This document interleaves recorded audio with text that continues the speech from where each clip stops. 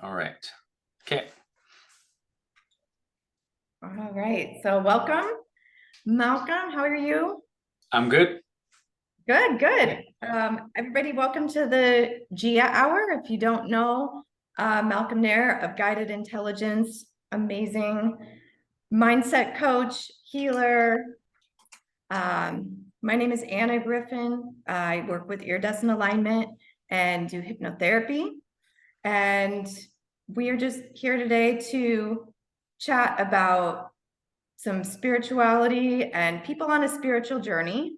I've been thinking a lot about like transitions during life that people are still going through, and a lot of transitions that people have had, especially like COVID kind of woke a lot of people up to the sense of where are they going in their life? What do they really want in their life? Do they really want to keep working in a 9 to 5 job? Do they really want to be in a city that they're living in?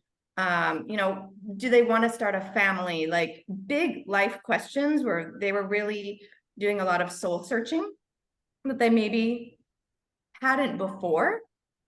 And so I've noticed a lot of people kind of embarking on a more spiritual journey, like really wanting to nourish their soul rather than living for other people, other people's expectations or bank accounts or whatnot. So as people are taking that inventory of their life, what what would you say to them? Like, where do you think is a good starting place for someone on a spiritual journey? If they're really looking to dive deep, like what would be the first step? Mm, That's a great question. I would say really looking within and really finding honest questions to ask yourself about life. Like, you know, about money, be specific, are you happy around money? And if you are, great. If you're not, be specific. Your children, do you need to fulfill more traveling and activities? There's so many things to take into perspective when you're trying to find your purpose and to find fulfillment in life. Mhm. Just opening your eyes to like some truths and questioning like your life, really questioning your life and asking, is this worth it? Mhm. Is the life you've been leading up until now the life you want or wanted if you were to die tomorrow? Like really compelling, really like get daunting with yourself, get real with yourself, shake yourself a little and really question everything. Mhm. So when Maybe. people like when Mhm. people are coming to you, like what kinds of things are they asking for? Like what do they really want help with? What are some of like the big questions that you've come across to help people solve or understand or work through? Um, there's many common areas like they know that they are seeking fulfillment, seeking purpose, seeking guidance. They have an end goal in mind, or they have their prerogative, like they have um, goals they want to reach. But what I typically do is not necessarily jump there right away. I help them find meaning in in what is purpose to them? What is fulfilling to them? Instead of saying, I need more money, or I need a better relationship with my parents or with my daughter, or with work, or I need this, I need that. Where's that lacking from within? So I really get them to question, um, you know, what are the steps they're taking in their life that's taking them in the direction where they have come to so far, and get them to self-reflect. So it's a journey of self-reflection and realization and awakening and enlightenment through their journey, that they think it's a roller coaster. It's like, it's not as easy to describe because everyone is so unique and so special, right? And so different. Right.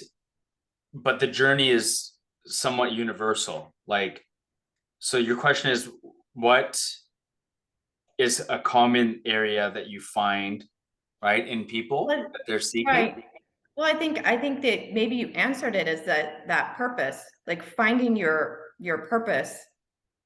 They Or don't know the way. They don't know their path. uh-huh. And they are seeking guidance, like they're seeking clarity, um, in the obstacles, and through the cycles and their patterns and their karmas. They're kind of like revealing Pandora's box almost. So So they're seeking. can you elaborate more on, like, what do you mean by like cycles and patterns and karmas that people are experiencing?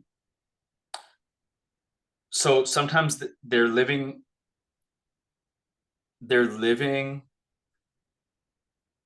in the unknown, right? Mhm. But some people think that they know themselves, and they know their parents, or they know their relationships, or they know their money issues, or their pain and suffering. And I really get them to start to see the things that they don't know more clearly. And Mhm. it kind of like unveils the truth and the root cause of each area, that they're going through. I mean, it's I need my clients to describe what I've done for them. It's not, you know, easier said than done. Like, I do more of the doing with them. Mhm. But yeah, sorry. Okay. Yeah, That's okay. yeah. So I mean, I know a lot of people going on the spiritual path, like they'll go to a yoga class or they'll go to an ayahuasca retreat or something like that. And then they feel like, okay, they're now spiritual. Like, do you agree with that? Like, do you not agree with that? Sorry for laughing. um Well, there's a lot of people that are like that, no?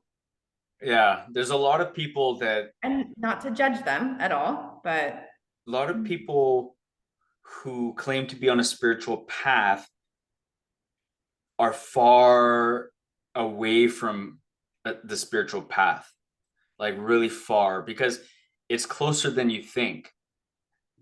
it's like already you. It's just by being in the present moment and knowing the difference between your subconscious and your conscious awareness, and knowing the difference in what's wiring and firing in real time, Mhm. and knowing that consciousness is not only all around us infinitely and within us, and it's like happening all at the same time. Like it's it's with thought, with feelings, with emotions, with talking, uh with your body, with your skin, with your cells. It's having a relationship with your hair, your lips, your hygiene, your you got to be conscious on every level and search for consciousness. It's like Mhm. an ongoing journey. It's not just one area that you take something and you got a insight or revelation, and some awareness that opened up your third eye, and now you're spiritual and you think you're spiritual. It's like it's constant. It's a never ending, it's never going to end, it's infinite.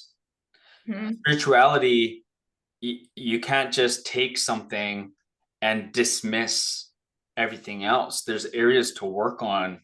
It's like there's people on these journeys that can heal, but they can't confront the reality of life. So they're Mhm. living in a naivety, right? They're being naive to some realities of emotional attachments and things they've emotionally detached from. Um, a bit of what we were talking about earlier that you probably wrote down, but yeah, my thoughts on spirituality is like it's not one thing, it's everything. It's like water, like simple, you know, being conscious with your water, being conscious with your showers, being conscious with your eating, being conscious with your brushing your teeth, with when you look at yourself, when you emotionalize everything, when you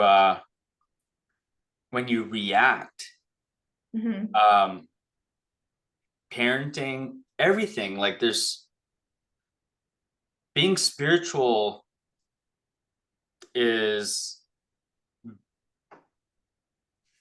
so much. There's so much to it. It's Yeah. not just like only the thing that the guru taught. It's not only the ayahuasca teachings from Gaia. You know, it's probably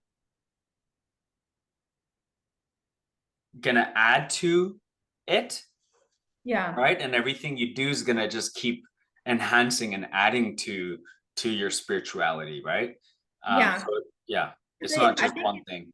it sounds it's hearing other people speak about it, it seems like there are some areas where it gets oversimplified and it's like Right. this one thing, but it sounds like you're saying it's more like an onion of like there's always another layer to like experience. Yeah.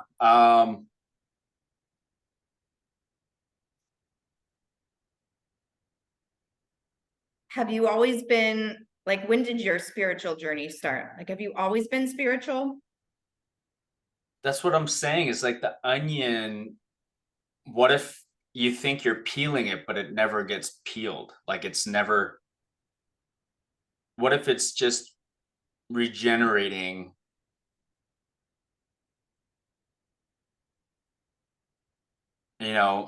because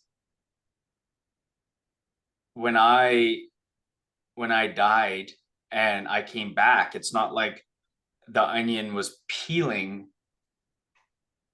I was just regenerating the onion. I wasn't necessarily letting go of anything. I was Mhm. becoming more of everything that I already had, like the anger, the frustration. I learned to understand it, right? I didn't let it go. I just understand it better. I didn't let go of the emotions. I just know it better. Um, I didn't let go and peel off onions or anything. I just kind of have a heightened awareness and knowing of of circumstances, mistakes, failures, karma, cycles, patterns, and Mhm. things like that, right? Mhm. Yeah. And when I So, was a child, so I always had a connection to source. huh? I always had a connection to a something. And Mhm. I did not have a relationship with it in the sense of like, aha, I know how to leverage this. I know how to use it. I know what it is. It was more like in the back of my head, whispering to me every now and then. And whenever I was in dire need, then I would pray or I would think or I would, it's not like in my day-to-day worry, I was aware. I had an awareness of it. I wasn't conscious aware of spirit at all. It was something at the back of my mind. That's what it was in the beginning. It was Mhm. like a last minute go to, and Mm. that I wasn't conscious of. It was unconscious. It was something I call my spirit was being tainted by me. I was being guided to an inevitable death, right? I was destiny was destined, right? And I couldn't rewrite anything in that time. I couldn't rewrite my destiny. It was written. And through discovering your awareness, you can rewrite by sacrifice and by recycling cycles and patterns and karmas differently. I figured, you know, there's ways you like I teach my clients to reverse engineer their cycles, patterns, and karmas. So then they can experience new versions of themselves and life happenings Mhm. different on a conscious level. And they get to experience that. And like that's my way of quantifying experience, I guess. Mhm. Yeah. Okay. So how did your personal journey shift from before your near death experience to after?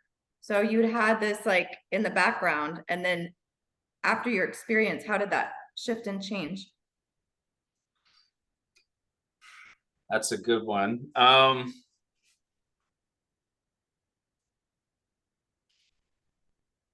was more aware of it.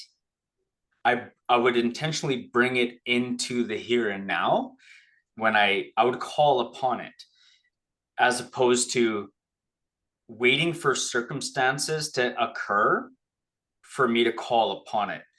So like there's sayings that I could use an analogy around is like there's two ways of teaching, right? Mhm. There's conscious aware and there's circumstances. There's being caught up by life's circumstances and learning through that, mistakes, failures, and teachings and stuff like that. And there's ways to be aware by researching and indulging in knowledge and research and wisdom and connecting to your spirit strategically, connecting to source and connecting to vibrations and frequencies and like matter, and practicing these energies on purpose.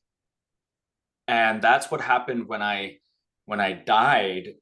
I realized I was an awareness. I realized I was a conscious, aware, spiritual essence, energetic, and I was just being housed by this house, this temple that I didn't know that I was treating disrespectfully, and I didn't know how to treat my temple. I was like angry with it, abusing with it, neglecting it, negating things with it. I was going through emotions. I was eating. I was hooked with the wrong information and society and food and toxicity in all forms. So it really started to get me to be aware and conscious Mhm. of all of that. So it really um like sparked a light bulb, you know. Mhm. So then what did you do with that awareness that was different to start shifting your life, or were you still kind of stuck where you had been before, or were you able to change? Eventually, yeah, but I was still going through the stuckness that everybody Mhm. goes through. I was still going through that struggle, and the I was adhering to a new awareness that I wasn't familiar with. So it was like a process of endeavoring the failures and journey and cycles and patterns and karmas, and going through things in real time, making mistakes, being aware and conscious of the cycles, like, and the patterns that I was so common to. I was so used to uh getting arrested, for example. I was so used to being abusive and so used to being abused, and so it was happening. It was like happening. It's not like it changed. It was just happening, but I was aware of it. I was noticing it. I was being the observer of me being unconscious, my body and my mind and my emotions, unconsciously living through life, going through everything. And my awareness is just, now I'm aware, but it doesn't Mhm. mean I was changing it. So I had to learn how to connect. I had to learn how to allow the guider. I had to learn to become intelligent. I had to learn to become wise. I had to learn how to go through the mistakes and do it anyways. So I was like going through the pain and suffering almost on purpose. Mm. And to rediscover my awareness differently, because before, when I was doing it, I was unaware, but then I did it again after my car accident to be aware in real time. It was a different journey for me. It was not like a light bulb all of a sudden and I'm aware of every little thing. It was like I still had to experience it, but I was more inclined to tweak it and exchange myself for a new self-awareness, and exchange my mistakes for a new pattern and a new, change the cycles. And when I started to do that, change my patterns, Mhm. it shifted the cycles. And through phases in time and space, I would notice that the cycles came differently, and then I would start to pattern recognize, and I would start to recognize people would consider it's like almost like algorithms, right? You're like, but it was slow. It's like it's slow. It's way slower, Yeah. and that's kind of what I'm teaching is like people to understand their own algorithms. Yeah, that's super, super interesting. I mean, it sounds like awareness is a really big deal. And like how many people are walking around unaware, like unaware of their thoughts, unaware of patterns, unaware of emotions, unaware of like so many things. So how can you bring people into awareness of themselves?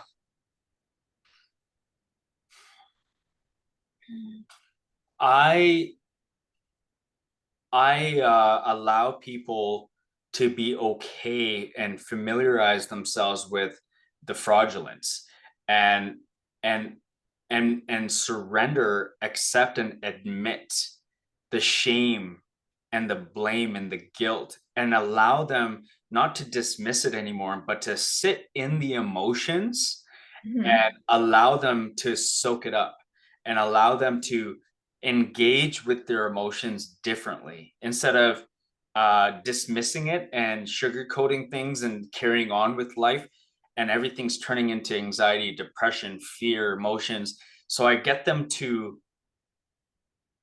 discover it and be aware of what they're doing. I call them out on their patterns, I call them out on their cycles, I call them out on their uh karmas and their fraudulence, but not in the way that you'd expect it. It's like it's different, and it's gradual, but it's strategic. Mhm. And So then when you're talking about fraudulence, like some people like hear fraudulence and it's like, well, I'm not a fraud, like I'm an honest person. uh, Like, what do you mean by fraudulence? Like, what is a person's fraudulence? the same thing that they have not been noticing and dismissing, that's their fraudulence. It's not necessarily the thing that they've been dismissing, it's the act of dismissal. That's their fraudulence. So could you say it's like an action of inauthenticity, like not acknowledging themselves, or is it still authentic because it's a part of them? If we leave authenticity out of it Huh? completely and just focus on the simpler part, Mhm. and it's just them dismissing their acts and their traits, and dismissing that they are aware of their conscious thoughts, feelings and emotions, but they're not using it correctly. I So they've been using it um in the way they're so used to, and it's become subconscious, and it's like auto suggestion for them, so they don't know anything better. And I was that, and we still can be in different areas. We're should always be growing and learning and expanding, but um the lack of awareness is just you choosing not to be aware, doing the work, doing the principles, the rituals, the dedications, the sacrifices, and staying dedicated to your life, because it's your only life to live. Mhm. People don't get familiar with death. They don't get familiar with being alive. They're living blindly. Mhm. So what would you say about like, some people they're going through something, it's not comfortable, and they're like, well, I'm just gonna be happy all the time. I'm just gonna make the choice because happiness is a choice. And they get into the realm of everything is fine, everything is positive. I'm never gonna have a negative thought. I'm just gonna dismiss that entirely and I'm just gonna focus on the positive. Is that helpful or does that hinder? That's not helpful. It hinders the awareness because they haven't addressed the emotions. They're just cutting cords, moving forward, emotionally detaching, but they're not understanding their thoughts, feelings, and emotions. They're so like the way I gave the example to you earlier, um, it'll come to me. Do you remember? Um, it'll come to me too. You didn't write it down? Um, I wrote it down somewhere. Okay. Well, okay, so ask me that question one more time. So, you know, people with positivity and just focusing on the positive and how that's a hindrance. Yeah. Um, there's so many ways to describe, but it's like it builds a and being naive and a fraudulence and your lack of awareness. It's like the best example to give is in real time is like how how are you doing it, right? Like how would you describe it? Or for example, for me, when I was when someone's being positive all the time, um, they will get hurt more. They'll get affected more because they're just practicing one area of emotion. They're not they're not willing to sit in another form of emotion and really be comfortable with it. Mhm. So they're just not practicing, that one positive person, they won't be it's like they won't be able to handle being around negativity. They're going to dismiss it, right? So Mhm. but their feedback would be like, well, I don't attract that because I just attract positivity all the time, like that blah blah blah, right? But then you got to really set your life up for that, right? And if you haven't set your life up for that and you're living in the real world and there's family members that are toxic around you and you're trying to be positive all the time, it's a hindrance on you. Be real. People know, you know, Mhm. if people know this answer, it's like they know that they're they know their life better than anybody, and they know that they could be the type of person to be positive all the time, but I'll be the first to call them out on Yeah. on areas that they can't handle. And it's like that's the fraudulence. They've been dismissing themselves.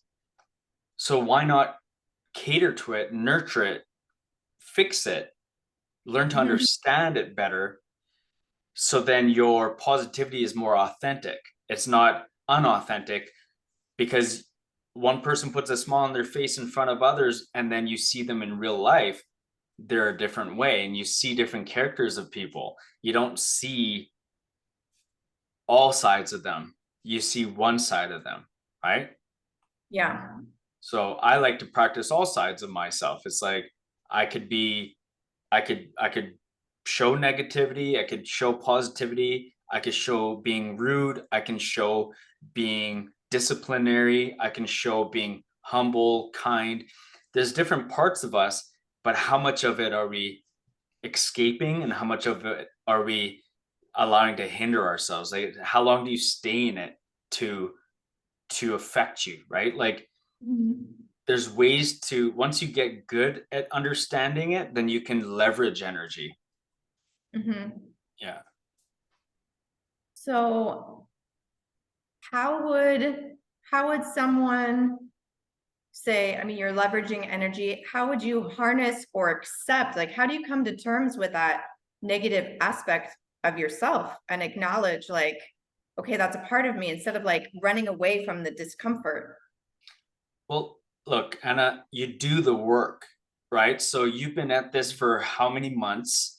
And Mhm. the way we're going to give people the answer is not in the way we're going to share it like this, because people are seekers, right? They think this is the answer, but you know very clearly it doesn't come in an answer.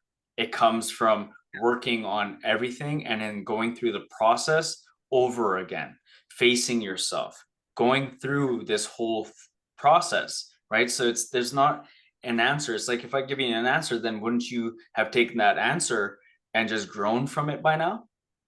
Yeah, Right? So we can't give false information. We have to tell people there's a process, there's a journey, and there's guidelines, there's tools, there's understandings, there's learnings, and accumulation of it, and building on it, and going through it, and becoming a new version of yourself. It's not that you're adding new habits to the old self.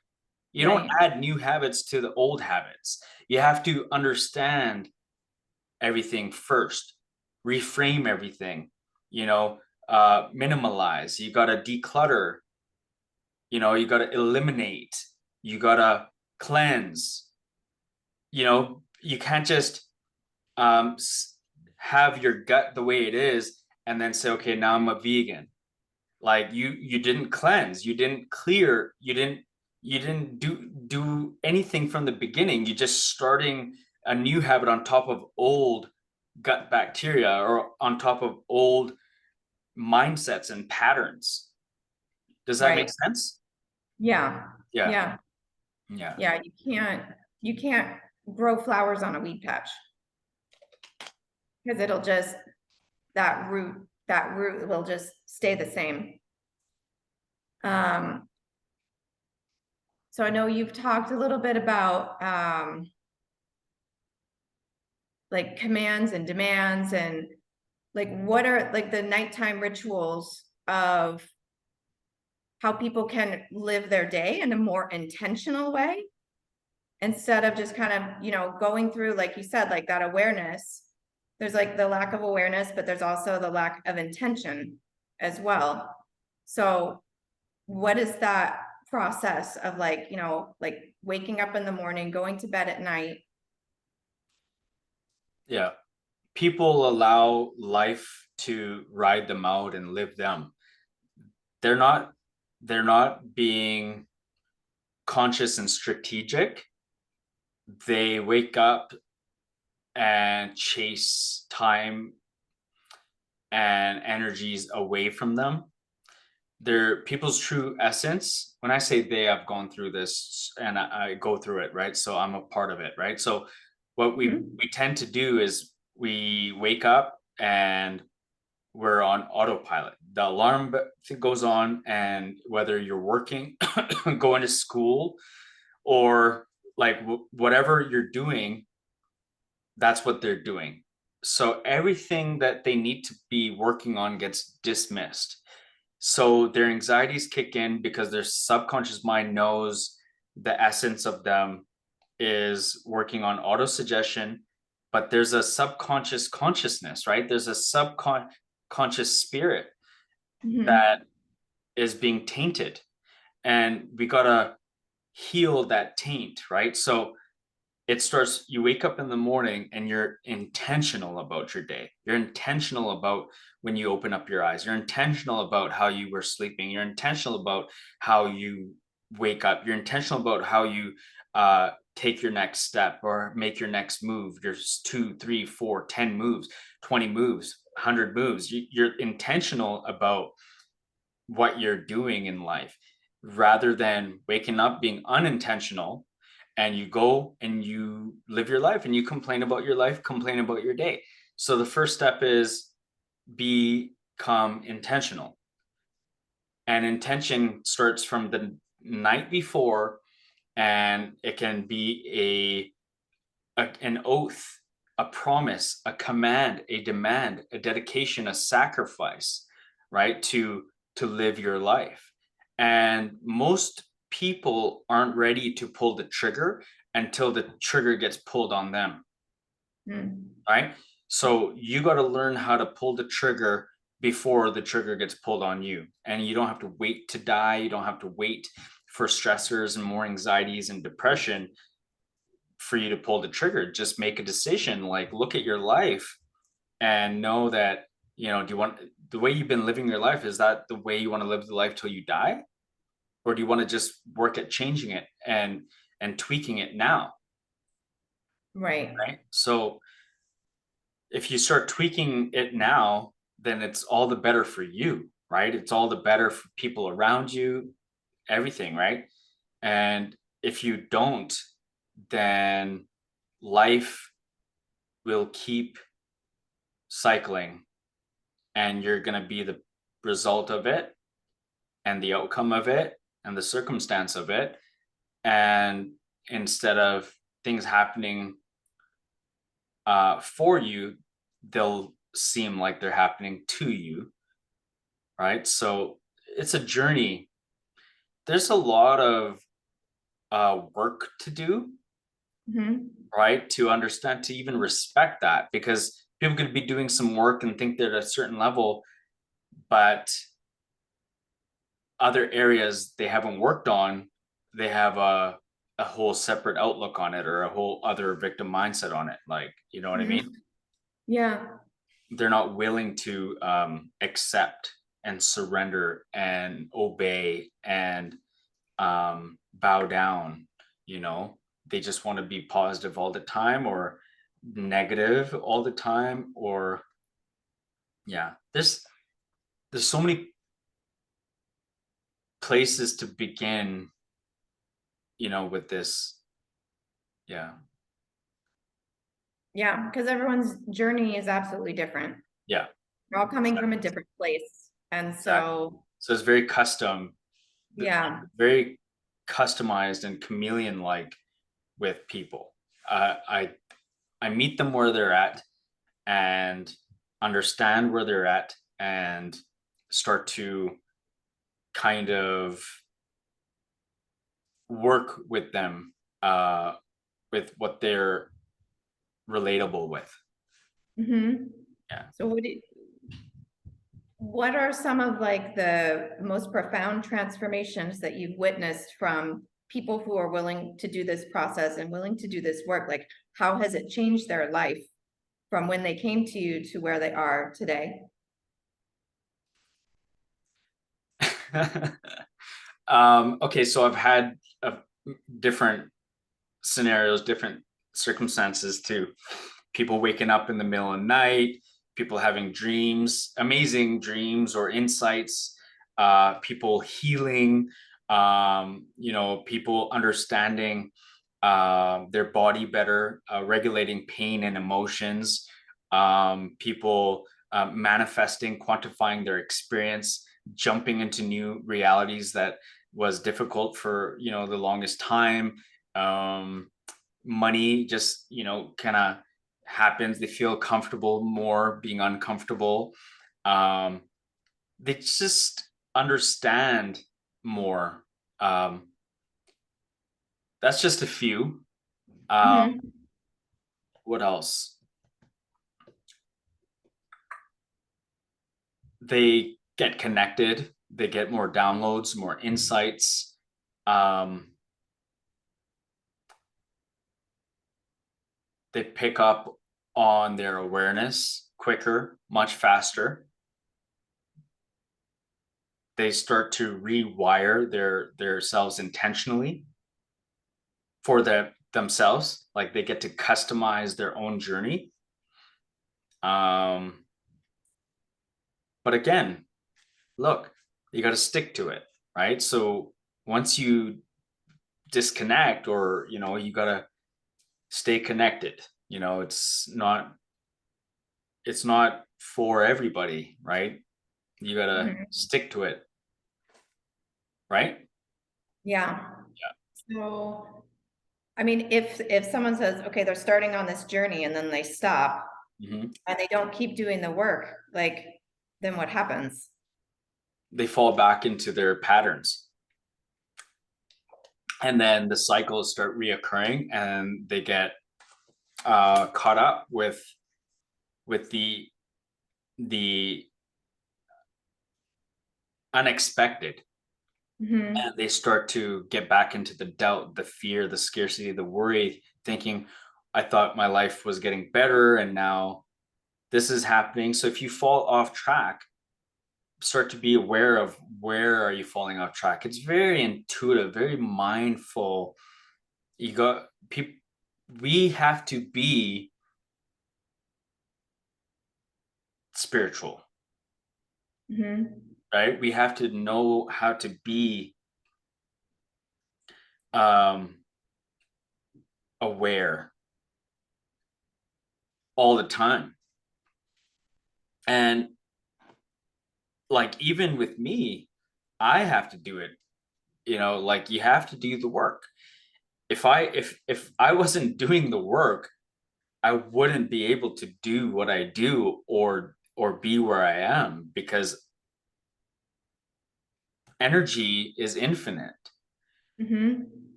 Positive energy, negative energy, you you can get trapped real easily if you don't know your patterns. You have to understand your patterns. You have to understand the cycles. From knowing, you got to understand, label your karmas down. Like, what have been your karmas? What have been traits and tendencies and sufferings that you are going through? What are things that are common? People need to, it's the simplest things.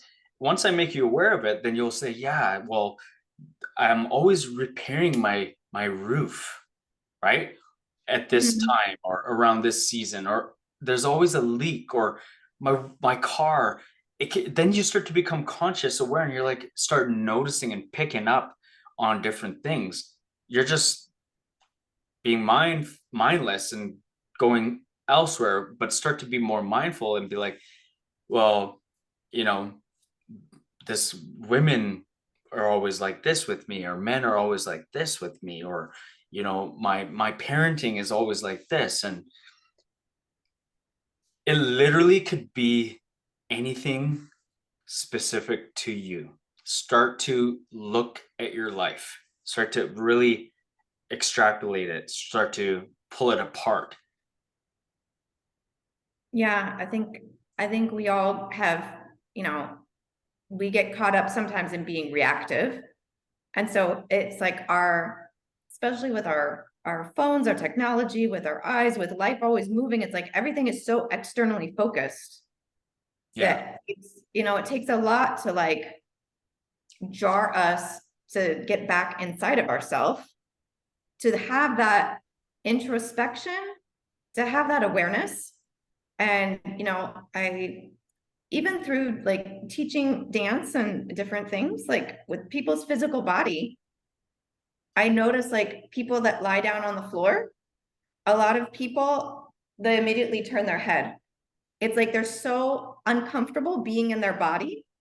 It's like that's a way to disconnect from their body. And it's just really incredible how disconnected people are from themselves walking around, and I think you really helped me become aware of how disconnected I was, because I didn't necessarily realize it at the time, because it's like, okay, there's these things I want to work on, but my natural state is like one of happiness. But like you said, like with the, overly positivity as a mask, as a coping mechanism, as, you know, wanting to be liked or whatever the reasons are that we have, it's it is really humbling to like go inside of yourself and see everything, Yeah. because it's all connected, the physical, the mental, the emotional, because it's like we're physical beings, we're spiritual beings, but it's like that spiritual aspect is addressing everything. If there's a mental issue or an emotional issue or a physical issue, it's like if you really want to go to the root, that root is, it seems like there's that spiritual element, that spiritual solution, that energy that's going to address each of those areas. We're emotional beings, which is energy. Emotion is energy, right? So um when I didn't know, I would like break down or get angry or upset or not know what to do or what choices or decisions to make. And it's hard, it's pressure, it's pain, it's suffering, it's anxiety, it's stress, it's you want to run away. I used to have a tendency in my past, like I'm talking over 10 years, I used to not know how to regulate my emotions in relationships.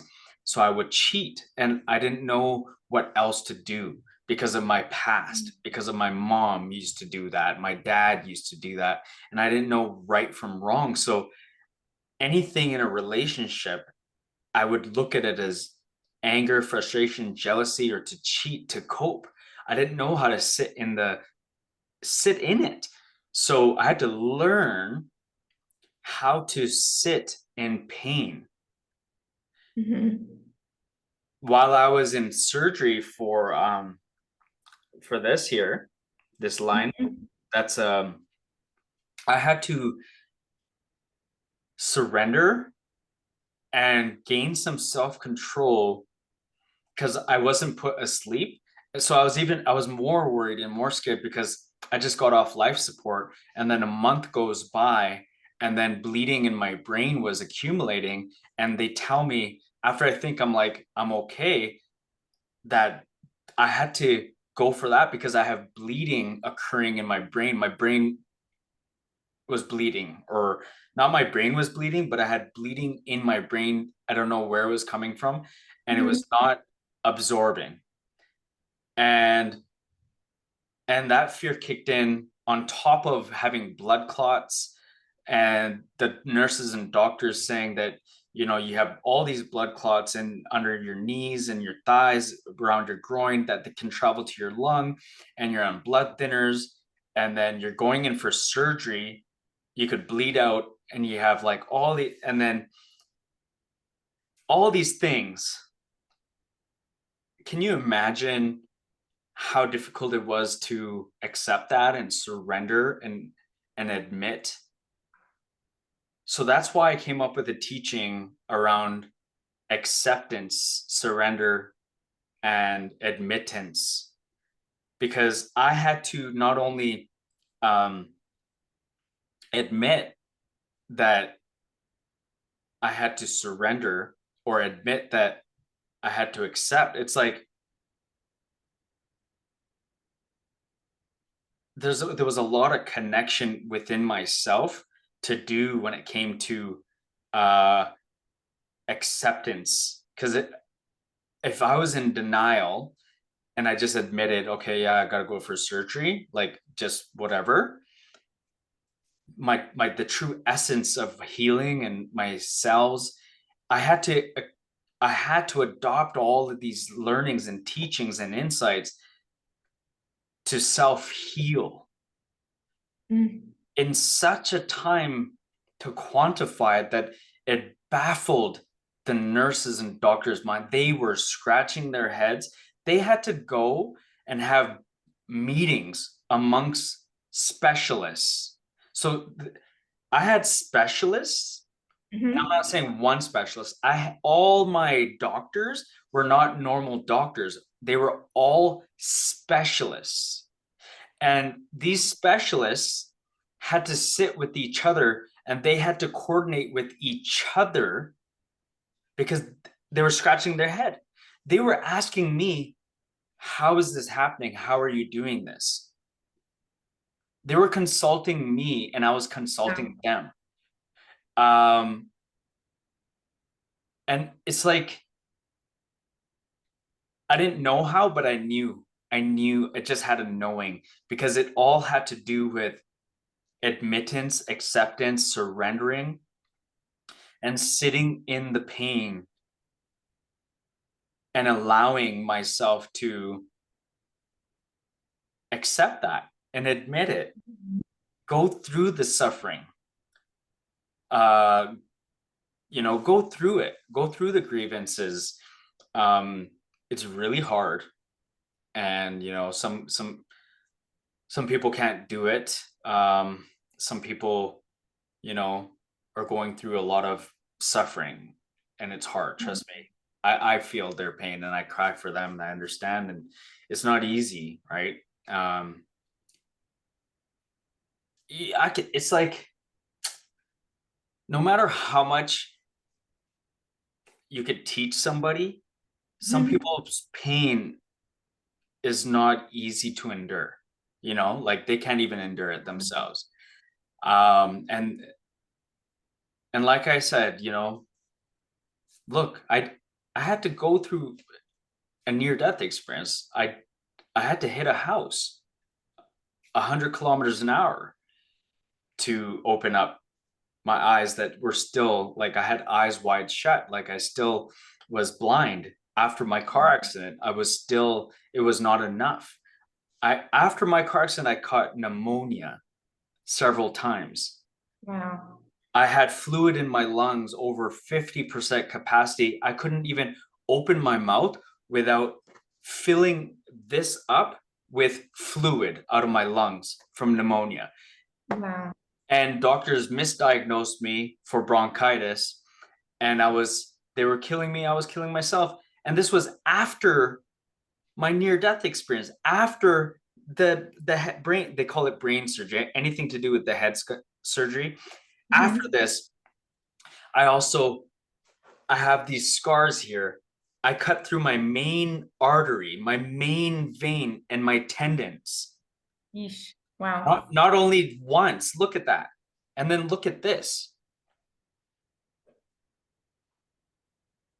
Yeah. It looks like a scar like Zorro. You see it?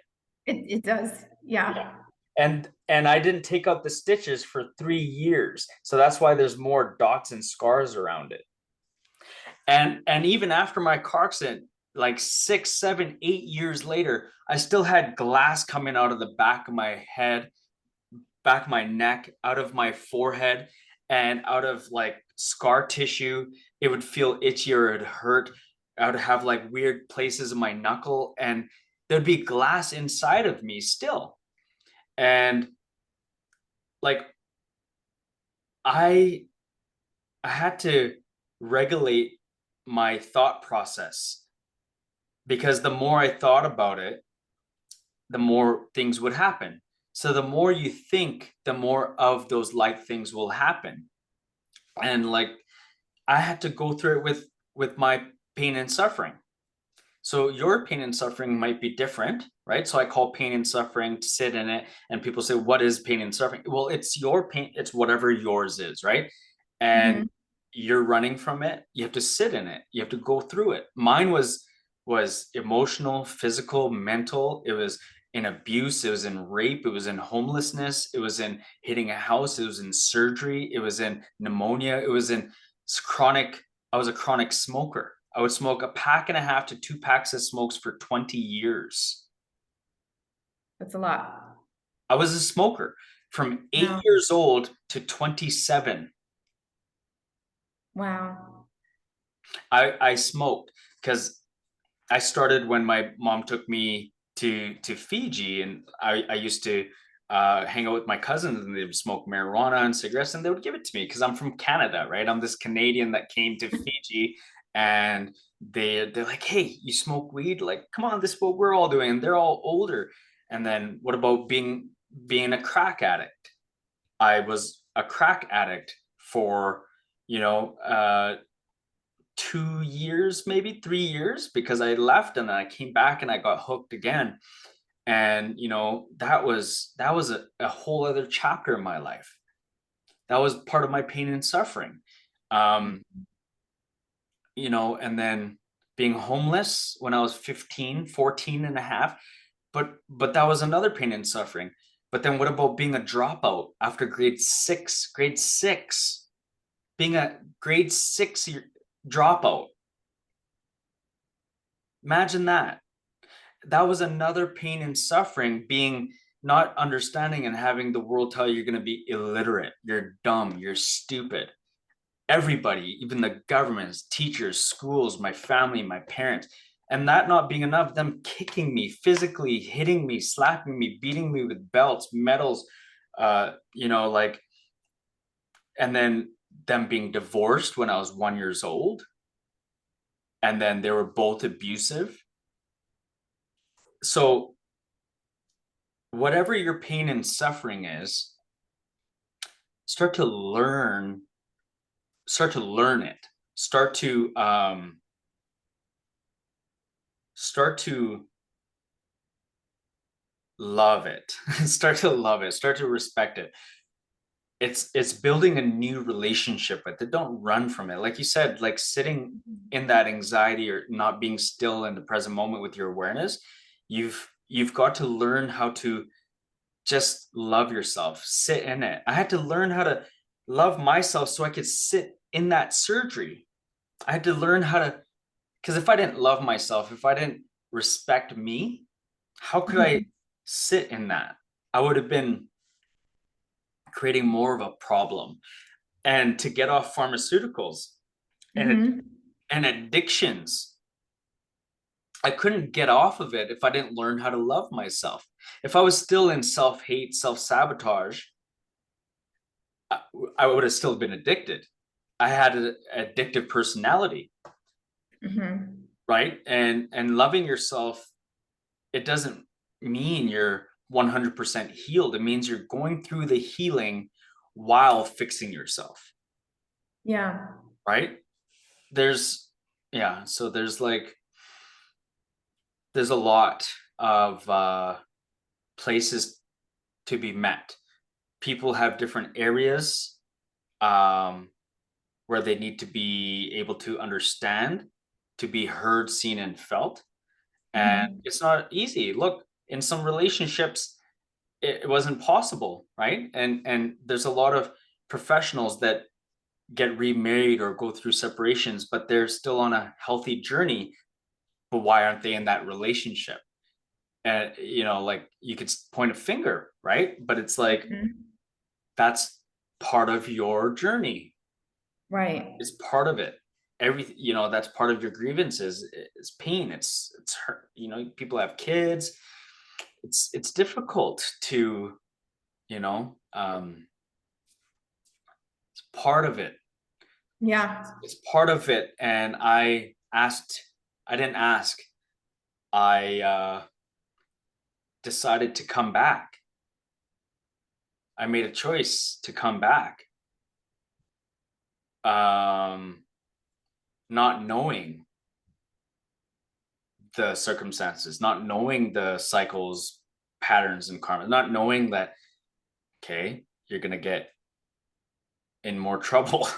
You're going to go through more. Like, it's not that, Right. okay, I'm going to go back. And like, I honestly, probably thought I'm going to go back. Now I'm like, I know that I'm disconnected from my body. I'm this Mhm. essence. I get to Yeah. go back, right? Like a lot of people think, oh, I get to go Like back. Like he like came fairy back. tale. Yeah. Yeah, like yeah, no. Some people do though. Some people do really Yeah. have a different near that death experience and out of body experience. People come back and they're like changed and they're more kind, more loving, and that's amazing. But it didn't happen that way for me. Well, what I think is so amazing is like you've had all of these, it just like is a testament to your strength and your resilience because you kept moving forward. Even through all of it, you were just dealing with it as it came and keep moving forward. And, maybe at the time, but definitely not now. It's like you're not a victim to what happened to you. If anything, it seems like you've gleaned a lot of lessons from it, through it, to share with people and to really help them, especially because it's such not to discount anyone else's experience, but yours is extreme, right? It's more extreme than most people's. So you really have this perspective to really help them. You And know, thank you. It's hard to think that the changes and the efforts being made, I wanted it for my mom and dad. I wanted it for my family.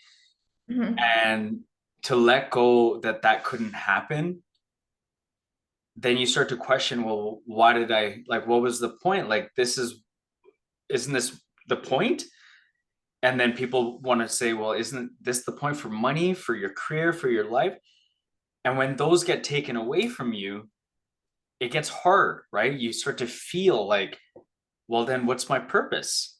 Well, then what's mhm. fulfilling? What's my fulfillment? What's my reason why? What's the agenda here? Like, like I I was like this talkative, motivated guy that was trying to change everything and fix myself. And I'm like, oh, I could easily help my mom. Like, I know it all. Like, okay, just Yeah. don't eat bread, don't have sugar, don't have milk, don't have dairy.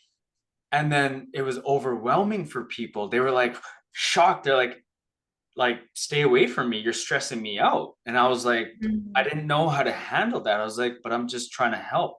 My way of helping was overbearing. It was pressure, it was stress. And it Mhm. led into frustration and anger and being hurt and let down on both sides of the spectrum. So I was like, I had to go through that.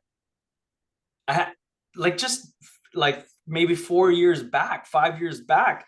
And I was like, I was going through this and I was like, how do I do this? How do I do what I do if what I do is the wrong way?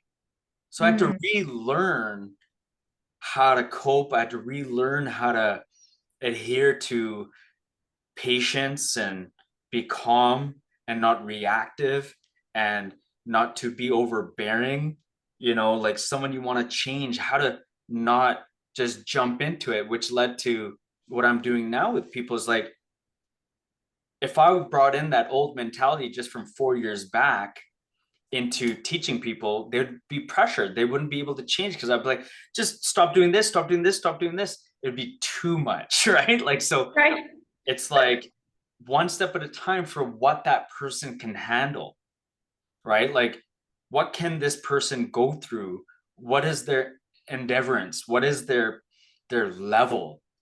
It's you have to meet people where they're at. You can't just be Mhm. a therapist in any shape, way, or form and do what you do. That's why I don't think it worked for me. Mhm.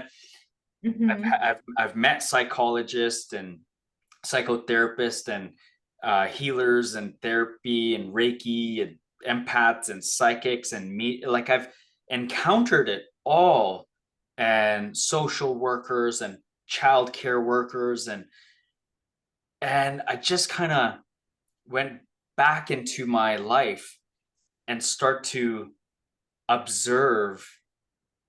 It's like, in the Matrix when you go into download, you Mhm. download a movie. I Yeah. downloaded my movies of sections of different therapies and healings and then I also that was one area to bring into the here and now. And then with police officers, I'm like, I went into my movie and I downloaded um, my interactions and police officers' interactions to be able to bioengineer and reverse engineer positive manipulation and psychology on police officers to do that to them. So I was able to do that with them and do that with people and colleagues and coworkers and people at stores and grocery stores and getting jobs. So then when I'm teaching clients that say, hey, I haven't been able to get a job. And then I'm able to utilize those techniques to teach them so they can get a job or to go through Yeah. interviews or to write emails or just to reverse engineer their karmas and Mhm. their patterns and their cycles. And that comes to like the techniques and the methods. It's like that's where it comes from, right?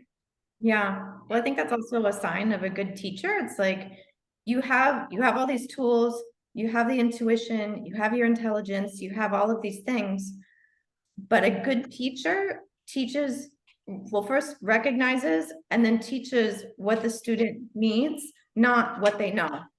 Because if you taught everything you knew, it would be you people's minds might explode. Because it would just be so much. Because I know you have like so much to offer, but it's really like being a teacher that's able to teach to different levels and different levels simultaneously. Like that's a sign of a really incredible teacher. Thank you.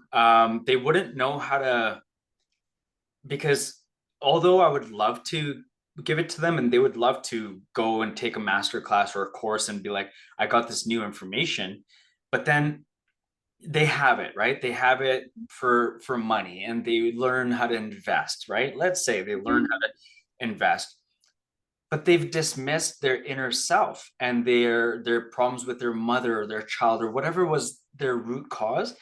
But they got the money, but then Mhm. they're unfulfilled. Something's unsatisfactory inside their desires and their heart.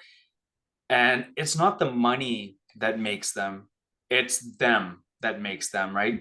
The money enhances who they are, or even further removes them for what they from what they had to fix. So that's Mhm. why I take it upon myself to address those areas. So it's more fulfilling of a journey, that they're like, wow, like I got all this. Now it feels better that money came into my life. Because if I helped you first just on money Mhm. right now, only right now, and you got all money, you got this, all the things happening, and we didn't address nothing else.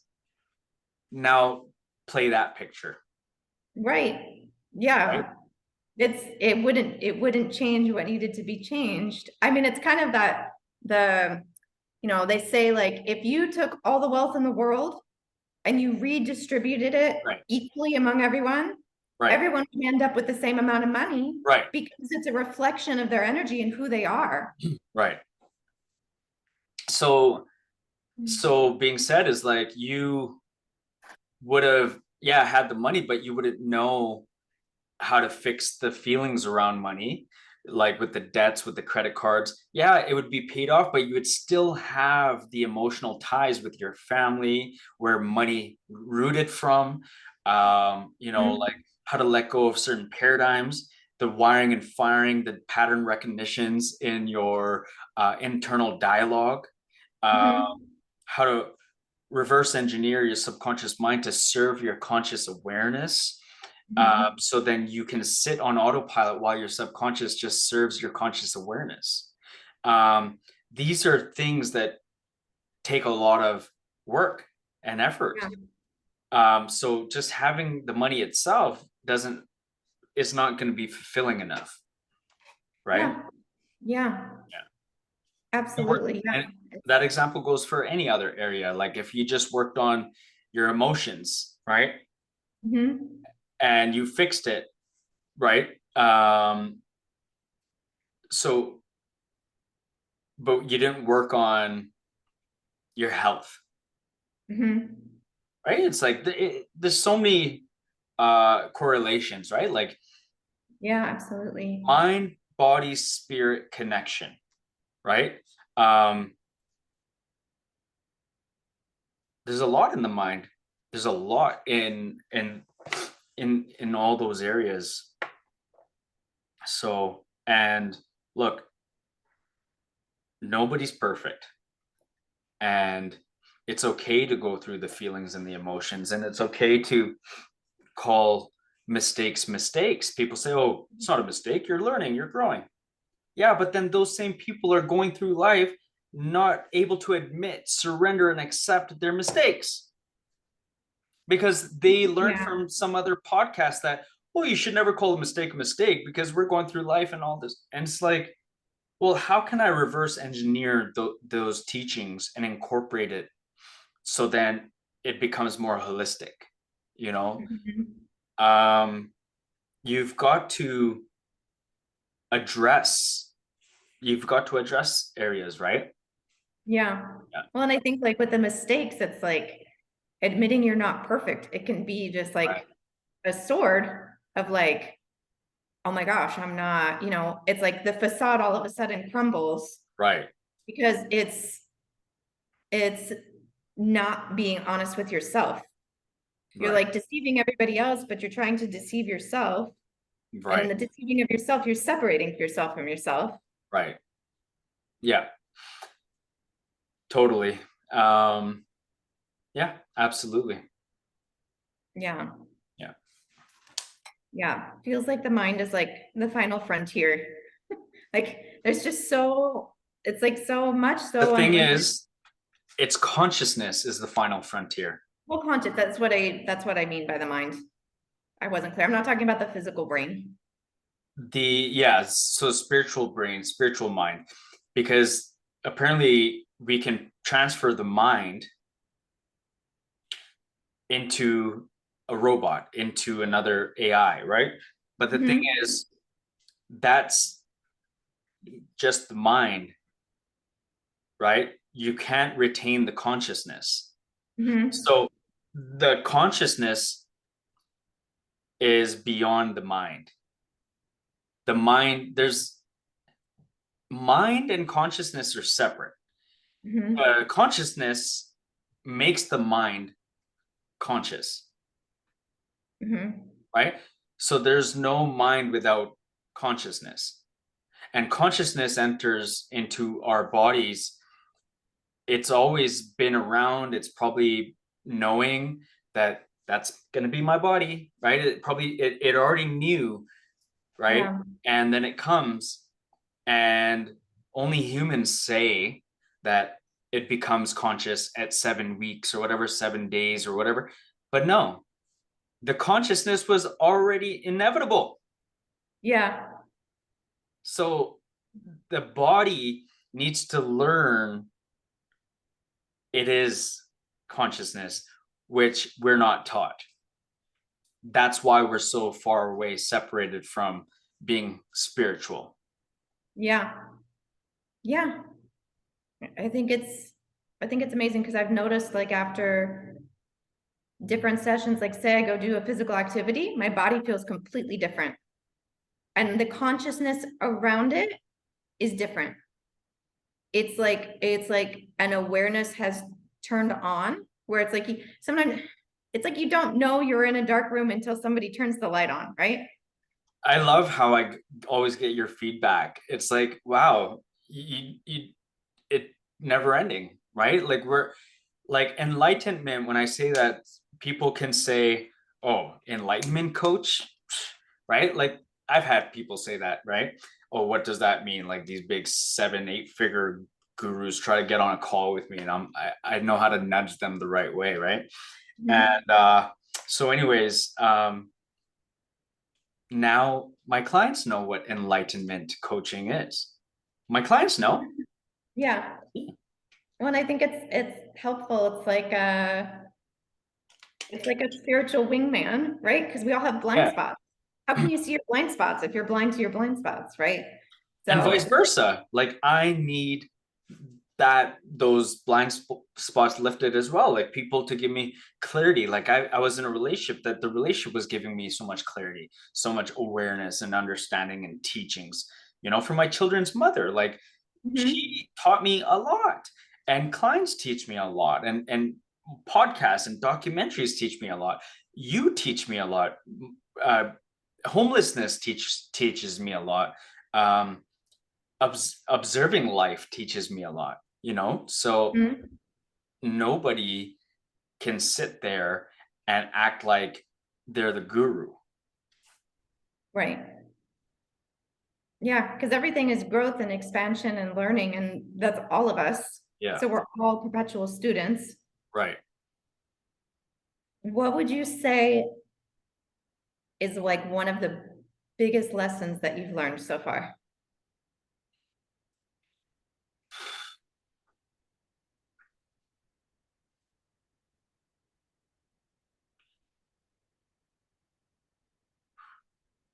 What you want most might be the test taken away from you,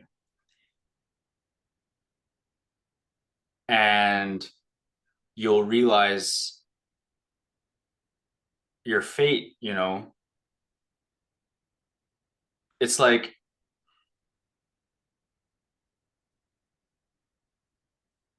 your achievements, your success, your growth, understanding all of these cycles, patterns, and karmas, not expecting growth to come in the form of elimination, right? Mm, And not being prepared, right? But being in the known and unknown at the same time. So at least you're hoping for the best, but prepared for the worst. mhm, That at least settles the punch. mhm. Yeah. Yeah, it's kind of like the rather than asking for something to be taken away, like have the strength to go towards it, to be able to to deal with it, right? Because Give me the that's strength and growth. the wisdom to, you know, handle what's about to be provided, right? Yeah, Yeah. yeah. So it's definitely, realizing as you go through different challenges, it's like those challenges are like, tempering you in the fire to like strengthen you for the next, and then the next, and then the next. So it's not like, okay, because in the moment, sometimes in the moment, it almost feels like death, or it feels like weakness, or it feels like failure, it feels like whatever, but it's really just you're transforming into a stronger, better version of yourself. Yeah. Yeah. Um, being able to look at fraudulence different by Mhm. being okay with asking, what's my next fraudulent area? What's the next thing that I may not be noticing myself? Being okay, being not okay, like looking the fraudulence in the eyes and being okay with it, but not accepting it. Yeah. Being willing to change parts of you, knowing that you are not even who you think you are. That's why people are so attached to change. They cannot change because they're so attached Mm. to release old parts of them because they think it's so much of their identity. And do you think it's attachment, not just to the emotion, but like the habits, the thoughts, the patterns, like we get attached to all of that because we're such on autopilot, it becomes a program. So we're attached to kind of like the whole program. And then if you change one little piece, it all kind of like, it's like a hologram disintegrating and it's like, okay, now what? Yeah. People, yeah, yeah. It's like letting go. Letting go is a separate job. Letting go has areas like let go of what? Letting go of what? What does letting go? What does surrender mean? What does acceptance mean? What does admittance mean? Mhm. And then you point it out and they're like, oh no, no, no, I can't do that. Like, no. So people are so attached to attachment. Yeah. It's not a thing. It's like once you point it out, they're attached. That's ego. Mhm. Ego is a whole separate topic. Mhm. Ego was something I had to learn through myself and going through it. Like it's like ego is still ego is inevitable. It's always gonna be here. It's Mhm. always there. It's always here. It's never gonna go away. But you Mhm. have to know how to associate and disassociate with it. You have to know how to have an awareness of right from wrong, and sometimes the right might be the ego. Mhm. Sometimes you have to do the wrong to know. It's like, wow, this is can go deep, but it's like you don't want your relationship to end. It's working, everything's good. You guys been together for 10 years, right? Let's say hypothetically, right? Yeah. And your ego, right, says, I want to fix this area. And another part of your ego says, let's not fix it because it might hinder the relationship too much and you guys might separate. Mhm. And then the other ego says, well, okay, which one should I do? Right? They're both ego. One's positive, one's negative. They're both there. They're both you. Mhm. and then the outcome is living an unworthy fate, and the other one's living a worthy fate, but with a sacrifice of losing your family, Mm, right? So it's like your ego can play good games with you and bad games with you. It's like it's a lot. It's a lot to just um yeah, there's so many examples. There's too many, infinite. yeah, I mean, everyone's life is so different, right? Everyone's circumstances are so different, right? So yeah. yeah, And the sacrifices are challenging because sometimes for to the outside world, it's like doesn't make sense. right. It's like, why would you break something if you could have fixed it? And it's like, well, if it's not ultimately serving my highest self or the highest self of like other people, like then it doesn't necessarily make sense.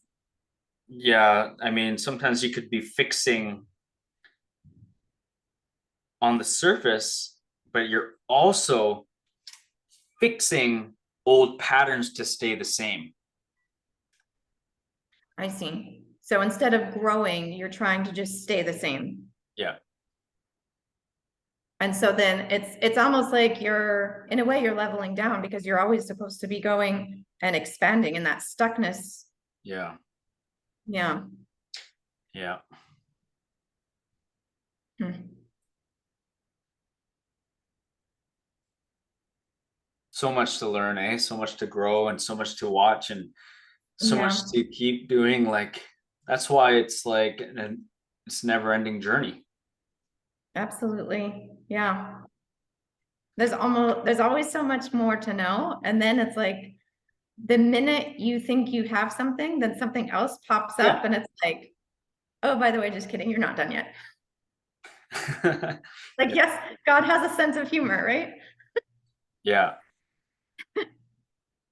Um, yeah. Yeah. Yeah. All right. Um, any other advice or anything you have for people that are starting out on this? I mean, I think you said a lot of really good things of like even just starting with being aware. Like, I think that's a big thing because we're so conditioned to other people in our lives, you know, pay attention to me, our phone, our addictions, our external things that, again, I guess those are all attachments, like you're saying. So it's like going within and just being aware, like that's a really good starting place, would you say? Yeah, if you have the mental capacity to write things down in your head for you to know your goals, your short-term goals, your long-term, your whys, your visions, your manifestos, what you want to create, what you want to do, what you have to eliminate, great. If not, start noting it down, writing it down. And even if it gets lost in a week, at least you know it. You wrote it down, you solidified something. Start observing and start questioning and start noticing life and do things. Be the direction of your own life. Be the direction of your own life. Be the flow to your own flow so Mhm. you can start receiving flow. You can start receiving downloads and whispers, but you got to Mhm. start flowing. Be your own flow. I think Jay-Z said it, be your own flow. But the way I would interpret it is without the awareness, just being flow won't go anywhere. Yeah.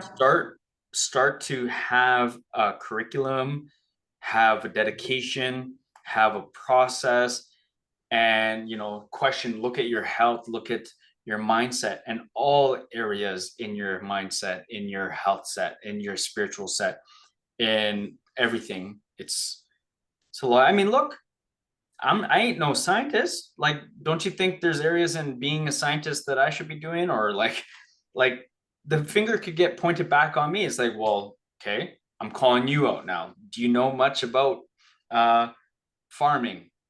Well, no. Then I'll feel like, oh, like I need to know more about farming now. You made me feel like I Right. don't know much. I always admire people not with ego, right? I always admire people who know more. I'm always giving compliments, always sitting in that wisdom and saying, wow, appreciating it, understanding, loving it. Not watch what your mind does, because some people who have a heavy ego will be like, oh, and doing that example, right?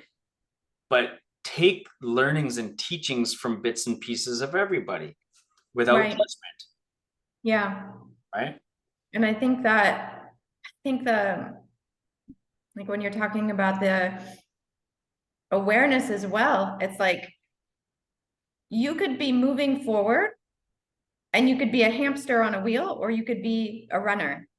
Right, One is actually going somewhere, but you're both moving forward. So really seeing, okay, where is my momentum actually taking me? right, right. Yeah. Yeah. All right.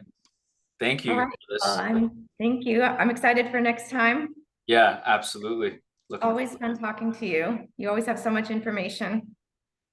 Thank you.